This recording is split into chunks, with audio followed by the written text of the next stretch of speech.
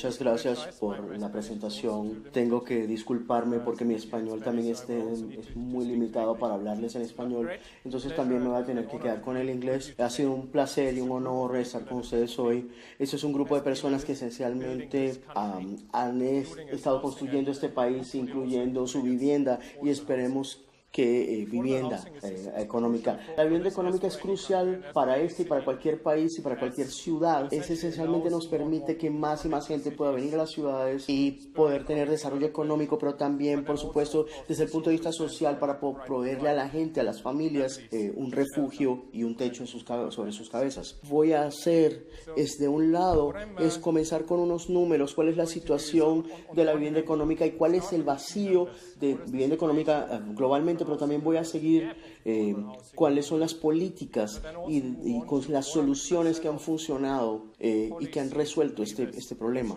Para comenzar, hoy hay más o menos 200 millones de personas que viven en economías en desarrollo, que viven en cualquier forma de casa indecente. Eso es relativamente conocido, pero tampoco debemos olvidar que más o menos 35 millones de personas en sitios desarrollados como New York City, donde falla la electricidad, o en el Europa Central, donde los techos se caen.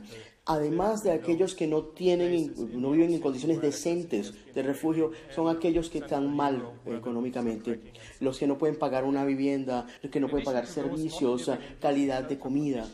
Entonces hay economías emergentes porque la gente no puede cubrir sus necesidades como otros, como aquellos desarrollados que son más o menos 64 millones alrededor del mundo. Es que en el futuro van a haber 400 millones de casas que van a migrar a ciudades y que no van a poder pagar una casa. Hay 1.6 mil millones de personas, o uno de cada 3 habitantes urbanos están impactados. Hablando desde el espectro de negocio, no solo hablamos del número de personas impactadas, sino también cuál es el vacío económico, cuáles son los recursos que se necesitan para poder cerrar ese vacío y resolver el problema. Y para ello, lo que hicimos esencialmente es que miramos la distribución de ingresos en más de 2.000 ciudades a nivel, y 30% de ellas era cuántas personas pueden pagar su casa. Cuando vemos los precios de casas, las hipotecas, los servicios, para analizar esencialmente cuál es el costo anual de vivienda para una vivienda decente. Y para una vivienda decente nos hablamos de esas economías medias por familia, donde están más o menos a una hora de su empleo, donde se pueden transportar, donde pueden tener electrodomésticos, electricidad, no tienen un techo roto y ese tipo de condiciones. Y luego ven los vacíos y ven ciertos segmentos de ingresos que no pueden tener una casa del mercado, y cuánto les tomaría llenar ese vacío. Si vemos esos números, ¿cómo se ve? Aquí vemos esta gráfica, aquí vemos las poblaciones de las ciudades aquí, el vacío y el poder pagar como porcentaje en el Producto Interno Bruto de cada ciudad, en cada grupo de la ciudad. Aquí hay patrones interesantes, un déficit en los billones de dólares. Aquí tenemos ciudades de ingresos medios y bajos son más afectadas que las grandes, porque aquellas tienen más recursos disponibles, y hay partes de la ciudad que están demoliendo. Pero también ven, y eso se refiere o se relaciona con lo que escuchamos que dijo el profesor Romer antes, las ciudades limitadas son más afectadas que esas que no están tan limitadas. Por ejemplo, San Francisco, que el PIB está más limitado que New York, porque tiene más restricciones geográficas, más que Mumbai aún está más restringida, porque tienen la costa que hace que la expansión sea limitada. Otras ciudades como Atlanta, que es más o menos del mismo tamaño de San Francisco, pero esa se puede expandir en cualquier dirección. Y la gente dice, bueno, no me gusta la calidad de la ciudad. Una ciudad como Atlanta, veamos a ciudades como Barcelona, que tiene un patrón de urbanización totalmente diferente, es muy orientado hacia el tránsito, y es una de las ciudades líderes en el mundo, pero tiene vivienda más económica. Colombia tiene un vacío de más o menos de un 3% del PIB, la mitad de ellos está concentrado en Bogotá, que tiene más o menos un 6,5-7% del PIB. Y no sé cuáles son las finanzas de la ciudad en Bogotá o en Colombia, pero en otras ciudades me imagino que a nivel municipal, donde uno puede apartar dinero para la vivienda, pues me imagino que va bien, a menos que uno pueda resolver los problemas más inmediatos. Déjenme saltar ciertas cosas aquí. Ahora, muchos de ustedes en la industria de construcción, como dijo, esos números del vacío están ahí porque nos dan más oportunidad además. Miren las necesidades de vivienda de cuando vienen esos residentes, pero aquellos también que necesitan casas nuevas, mejores condiciones, mejores formas. Es una gran oportunidad de construcción. Más o menos un billón de dólares globalmente que va a reemplazar esa vivienda, y más o menos $1 billón para darle mejores residencias urbanas. En China, por ejemplo, hay sitios como los que ven aquí que siguen, pero por supuesto en Colombia, una ciudad como Bogotá, que se espera que tenga más de 500,000 de casas en los siguientes 10 años. Eso nos da muchas oportunidades. Ahora, ¿cómo resolvemos el problema?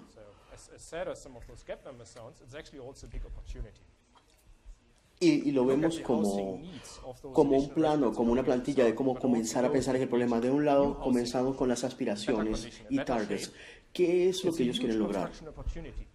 ¿Cuál es la cantidad para vivienda de residentes de bajos recursos? Es muy fácil asumir que quizá quieran vivir. Generalmente tienen ideas, o sea, dónde quieren vivir, dónde puedan encontrar empleo. Quieren vivir dentro de la ciudad o en las redes sociales. ¿Cuántos recursos hay que complementar para ese ingreso? ¿Qué necesitan? ¿Cuáles son los proyectos y cuánta superficie necesitan? Y así. Como estamos hablando de cuáles son los targets cualitativos y cuantitativos, pero lo más importante es reducir el costo de vivienda, comenzar a cerrar esos vacíos. Y lo primero, la tierra urbana, y segundo, un desarrollo y construcción y la utilización de ellos. El tercero, operaciones y mantenimiento, el mantener que esas casas estén bien, que podamos calentarlas, que tengan agua, y luego el financiamiento en cuanto no solo el financiamiento existente, sino el que va a venir para que estas personas puedan vivir en estas casas. Y eso luego voy a hablar de eso en más detalle. Todo eso tiene que estar puesto con una buena estructura de gobierno, a nivel municipal de ciudad, para poner todo esto en práctica y en acción.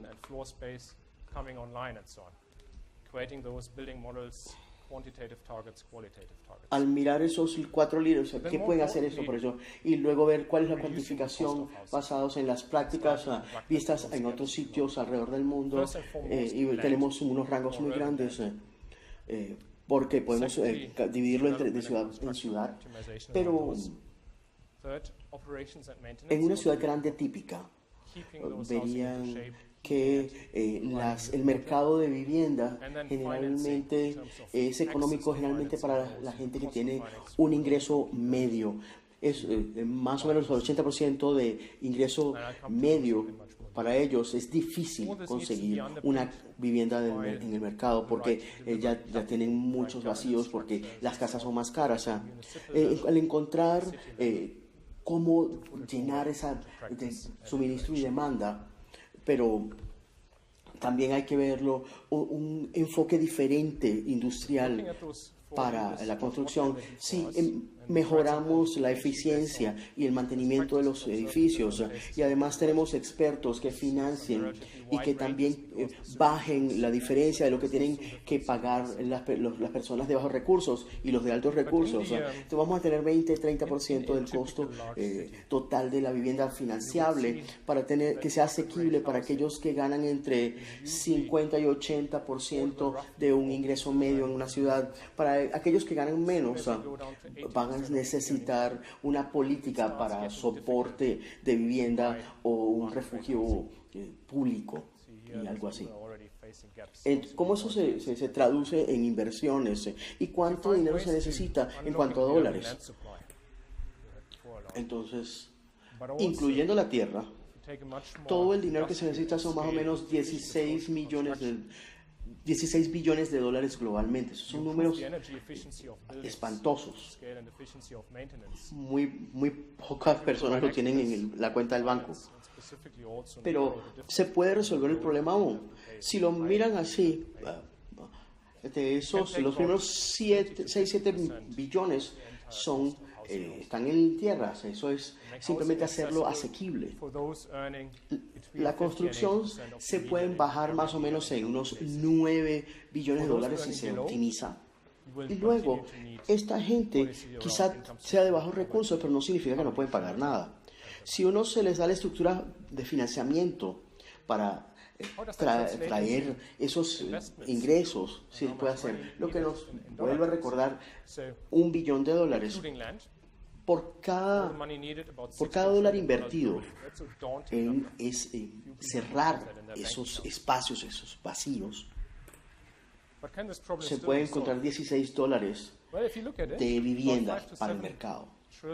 Es viable y se puede hacer a nivel global y hay evidencia de ello. Entonces, ¿qué tiene que hacerse? La tierra. La tierra es el nivel más importante en la locación correcta donde la gente pueda tener oportunidad y hay 6 elementos. Hemos hablado de ellos antes. Primero hay que hacer que la tierra sea posible tener vivienda económica allí. Y también tiene que hacerse de manera un desarrollo orientado hacia el tránsito. O sea, uno simplemente no puede poner a la gente donde tenga que tener un carro y tienen que colocarse a la gente en un sitio donde puedan encontrar trabajo. Se trata de soltar, si se quiere, la tierra pública.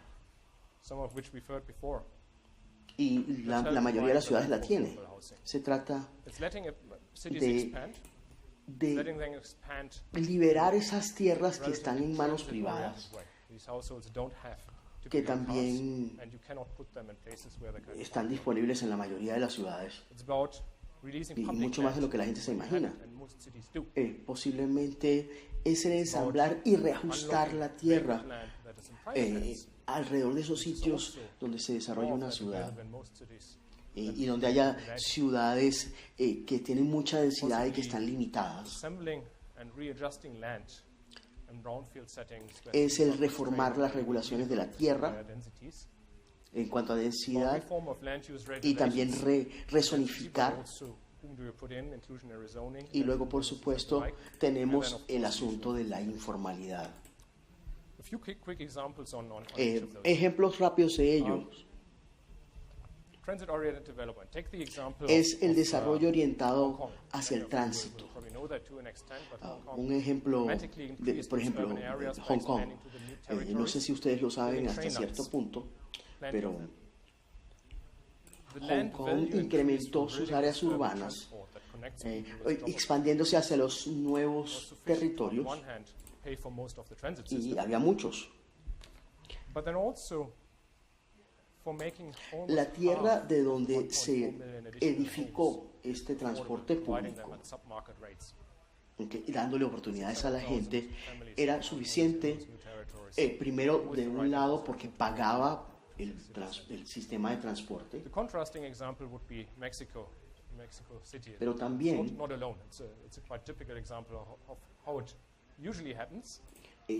fue responsable de construir ese 1.4 millones de casas adicionales y que fueran económicas, proveyéndolas a precios por debajo del mercado.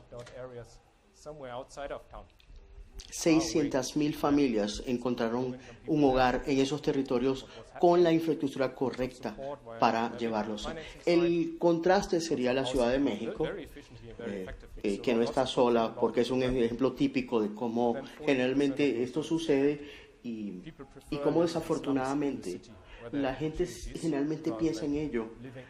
Cuando estoy discutiendo con los inversionistas en ciudades, se trata de sí. La tierra es cara, entonces tomemos tierra barata, tomemos un área fuera de la ciudad, muy lejos, donde haya tierra muy barata, y pongamos a la gente de bajos recursos allí. ¿Qué sucede? Que hay apoyo del lado financiero.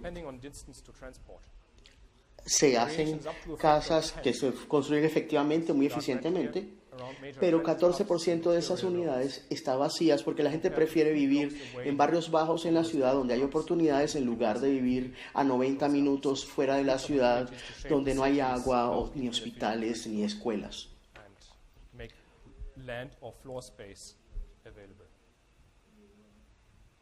Otro ejemplo sería la ciudad de Seúl. Tiene una ciudad de grandes variaciones en su área, en sus densidades, dependiendo de la distancia de transporte. Las variaciones afectan por ejemplo, donde hay ejes de tránsito grandes comparados con un par de cuadras más allá de esos ejes de tránsito.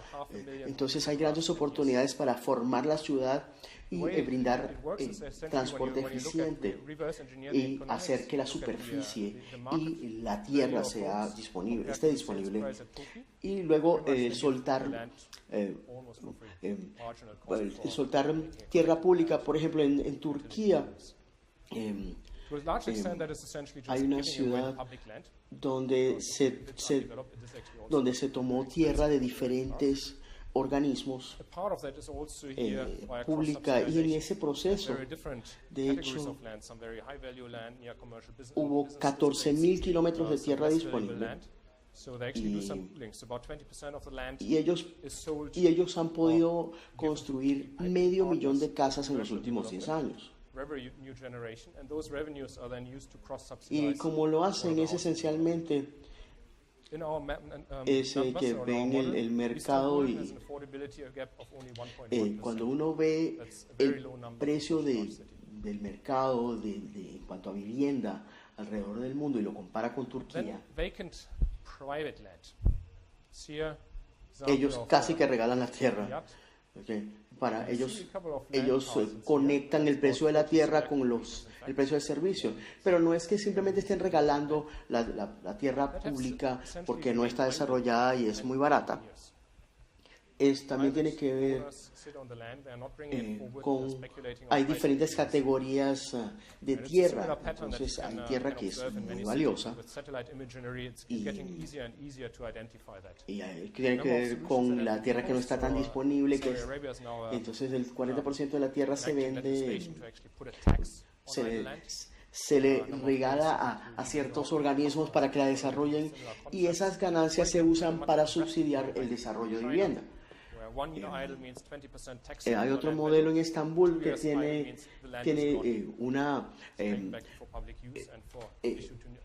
es una ciudad donde se puede comprar el 41% de la vivienda a muy buenos precios.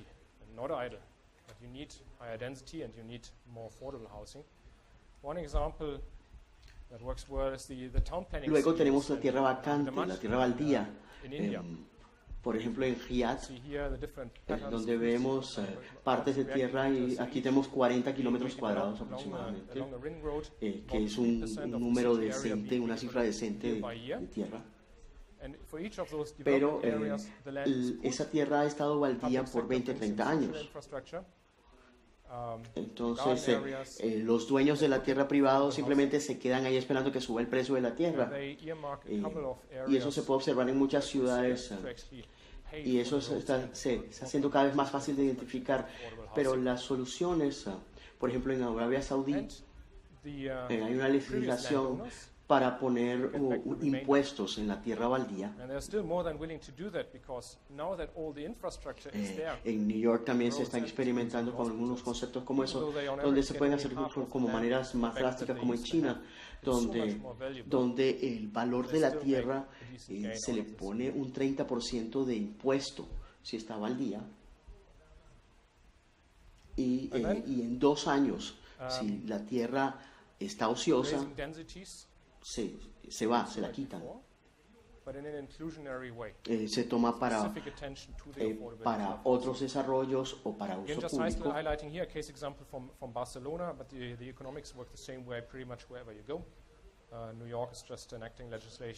Para esa tierra que no está baldía, que no está vacía, pero donde necesitamos viviendas económicas, por ejemplo, donde hay esquemas de planificación, por ejemplo en India, aquí se ven los diferentes patrones.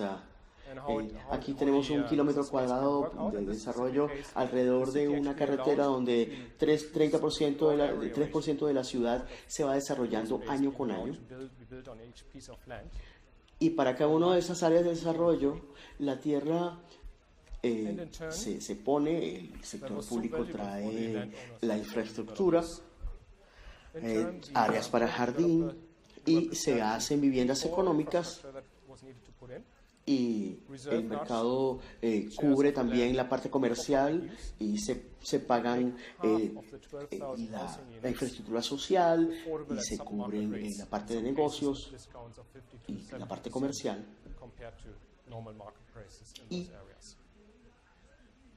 Y los dueños antiguos de la tierra están ahí. Más de uno quiere hacerlo porque saben que toda la infraestructura va a estar allí, los hospitales, las carreteras, las calles, aunque ellos saben que no van a tener la tierra que antes tenían, pero ahora vale mucho más y aún así ganan bastante bien con esa tierra.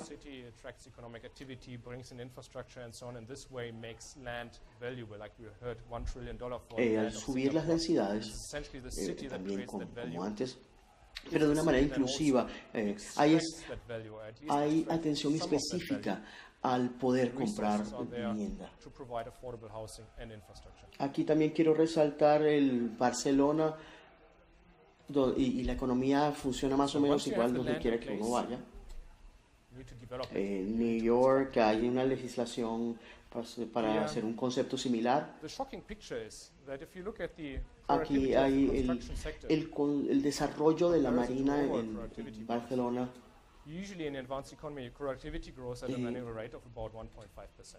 Hay una gran cantidad de campo que ha sido redesarrollado. Hay un proceso entre los dueños de ahora y los desarrolladores en la ciudad y cómo se puede funcionar este modelo. Y la ciudad ha mejorado el rango de superficie y la cantidad de superficie que se puede construir en un pedazo de tierra de 1 a 1.3 y a su vez también se ha incrementado el valor para los desarrolladores y los desarrolladores están dispuestos a poner el dinero necesario para hacerlo, para desarrollarlo. Se reservan grandes cantidades de la tierra para uso público y ellos construyeron la mitad de esas 12.000 viviendas se han vendido por debajo de precio de mercado. En un 30-52% comparado con otros precios de mercado. Eso se hace con conceptos de zonificación, se les da bonos a los desarrolladores para poder hacer, viviendas económicas y tener una gran densidad en esas áreas atractivas, y también tienen que hacer viviendas económicas en otras áreas, y la idea básica es que la ciudad desarrolle, hace que la ciudad sea atractiva, se hace un desarrollo económico, y de esa forma se hace que la tierra tenga un valor, por ejemplo, de $1 billón en Singapur. Pero la ciudad crea el valor, y la ciudad también extrae ese valor y trae algunos de esos valores. Los recursos están allí para proveer vivienda económica e infraestructura. Una vez que se tiene la tierra, hay que desarrollarla y hay que construirla. Lo asombroso es que cuando se ve la actividad del sector de construcción en comparación con otros crecimientos de actividades, incluso en una economía avanzada, estamos hablando de 25.5%. Hay 1.5% y hay inversiones y este tipo de cosas. En contraste, hay sitios donde ha sido negativo este crecimiento. No por un año o por una crisis de 1 o 2 años, sino décadas. Estamos hablando de décadas de cero o de crecimiento negativo. Y esto se hace en cuanto a estructura, y los economistas hablan del rezonificar y reestructurar, donde la tierra es muy cara, y hacerlo de manera constructiva. Pero parte de ello también es que si se compara con un sitio de construcción, con muchos sitios, la construcción se ve sorpresivamente similar, muy parecida a como se veía 20, 50, 100 años atrás, similar en lo que se está utilizando y cómo se hacen las casas. ¿Cómo se puede cambiar esto para hacer que la casa sea más eficiente? En gran medida tiene que ver con habilidades. En muchos casos los desarrolladores no han revisado cómo construyen y los costos, y esto se puede mejorar más o menos en 30%. Pero lo más importante es que cuando uno ve los problemas que tenemos, son muy reales. Hay cientos de miles de personas que viven en condiciones paupérrimas y que no pueden ahorrar. Es más o menos el 50%. Y los ingredientes, a una escala más de desarrollo, una vez que tenemos la escala, entonces podemos asignar un valor y hacer una especificación en una modernización de los diseños para reutilizar, para reformar y hacer paneles prefabricados y cosas así.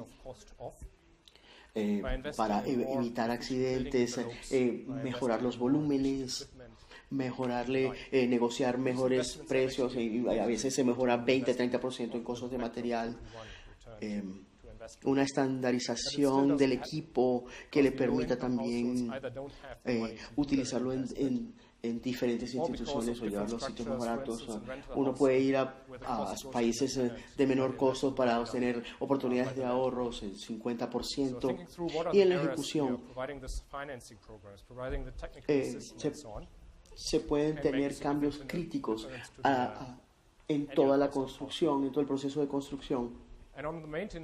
Tener mejores productos, pero también balancear o equilibrar la construcción, de que los recursos tengan la misma carga, que los sitios de construcción, la gente generalmente está esperando que algo suceda en otro sitio, entonces todo eso se puede equilibrar y tener proactividad en 50%. y para tener un mejor flujo de manejo. Y todo eso se puede hacerlo incluso en construcción industrial o en prefabricación, tener mejores paneles y estructuras o hacer casas modulares incluso. Para unas que se suba una encima de la otra, eso traería muchos ahorros y a su vez esos ahorros se traducen en ahorro de costos. Estamos hablando de un ahorro de 10% solamente en desarrollo. Se puede tener financiamiento y se puede ahorrar entre 5 y 8% del desarrollo. Entonces, la gente simplemente tiene una competencia de oferta y se les ve forzados a ir a mercados informales. No se le da soporte o apoyo financiero a la gente y simplemente es echarle más leña al fuego. Eso también sucede en muchas situaciones, por ejemplo en el Reino Unido, donde hay cualquier cantidad de esquemas financieros para viviendas de bajo costo y tienen muy buenas intenciones y trabaja muy bien en todo el país, excepto en Londres, donde más se le necesita porque Londres tiene una oferta muy restringida y es simplemente es echarle más leña al fuego al subir los precios. Entonces uno tiene que pensar primero, mi país o mi ciudad está restringidos en cuanto a oferta o es la demanda lo que está restringido. Entonces no comencemos con esto. Y luego está el desarrollar un financiamiento, hablar de 10% en financiamiento de desarrollo y muchas cosas que suelen suceder y lo que se hace en diferentes ciudades es en cuanto a subsidios fiscales, alivios fiscales ahí simplemente se elimina la parte fiscal, se les dan créditos fiscales u otorgamientos, se mejoran los términos de la deuda, hay garantías de préstamos, hay muchas formas que son para utilizar los fondos fiscales para darle a los desarrolladores para que bajen el precio de vivienda, pero también hay otros enfoques económicamente eficientes para bajar el riesgo en desarrollos. La parte permisiva es un gran factor de riesgo. Hay que primero comprar la tierra con capital, lo cual es muy caro. Y por ejemplo, en países como en la India hay que esperar 3 años para que se les den todas las aprobaciones y luego cuando uno tiene, por fin tiene la aprobación, que pueda hacer el desempeño, hay que esperar 3 meses. Eso hace que haya una gran diferencia, el dejar que los desarrolladores paguen por la tierra una vez que ya tienen las aprobaciones. Eso marca una gran diferencia y baja los riesgos para vender, baja los riesgos de vender las unidades. Es dar una lista preaprobada de vivienda de bajos recursos para luego poder comprar las unidades una vez que están disponibles. Hay muchas cosas que pueden hacerse para bajar los riesgos. Entonces, 4 cosas que pueden bajar el costo de las viviendas de entre 20 y 50%, pero también hay que tener las estructuras de gobierno correctas y la infraestructura para hacer que sucede. Es una base sólida para hacer esa interacción posible. Esos ingredientes o elementos para esto es, de un lado, es el involucramiento de las partes interesadas y la comunidad, el proveer una forma de vivienda sin pedirle a la gente o pedirle a la gente qué quieren, dónde quieren vivir, qué tipo de vecinos quieren, cómo quieren interactuar y ese tipo de cosas. Eso es una receta para el fracaso. Pero lo que es importante y también es un monitoreo beneficioso y es el apartar los fondos. En muchas situaciones, el proveer casas subsidiadas de alguna forma trae mucho valor al mercado. Nosotros sacamos las cuentas en New York. Por ejemplo, en New York, la casa típica, la vivienda social típica, eso tiene un costo de $400,000. Entonces es como darle a alguien un cheque a un hogar por $400,000 y que se vaya corriendo. Eso también sucede en Suiza. Entonces no sorprende que haya mucho fraude, corrupción, el que haya una apropiación indebida de esas unidades subsidiadas. Entonces hay que establecer el sistema de manejo para los beneficiarios. Hay que hacer monitoreo y hay manejar la corrupción, y si no, estamos destinados a un gran desastre. Luego tenemos que tener el modelo de construcción correcto, el construir cientos de miles o millones de hogares. ¿Cómo se hace? Hay muchas formas dependiendo en cuáles son las capacidades del sector de construcción, del sector público, las situaciones de los hogares.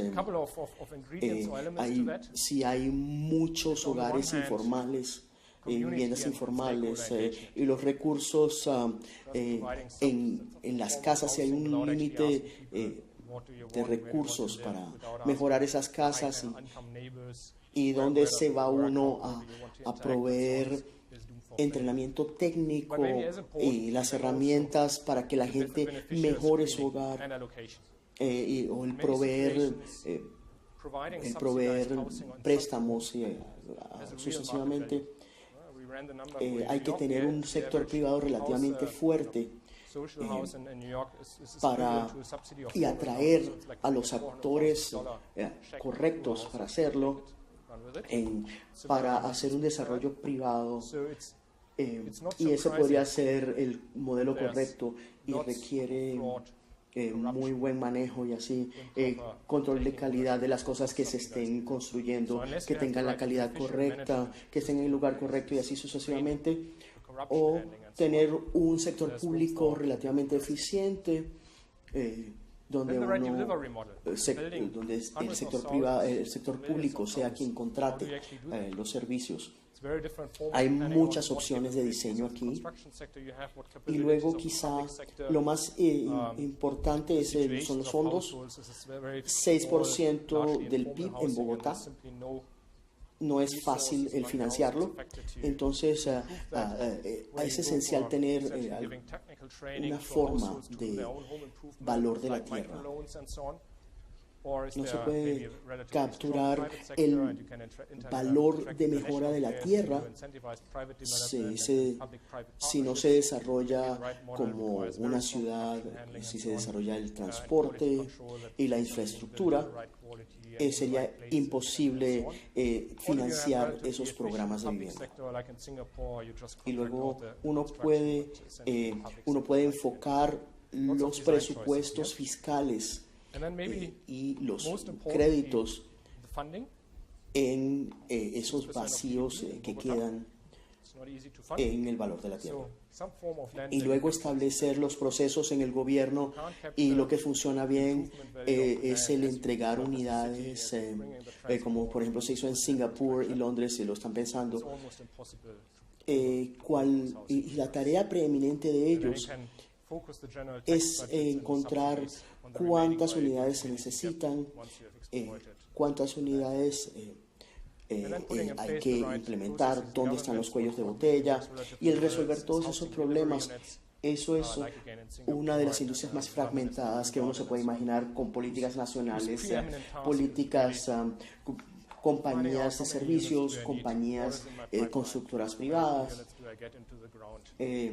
hogares individuales. Hay muchos actores involucrados, y hay que tratar de centralizarlo para tratar de hacerlo eficiente. Entonces, 1% del PIB es un reto global. Son 600 mil millones de dólares al año. 500 mil millones de dólares que pueden guardarse utilizando las herramientas y los enfoques correctos.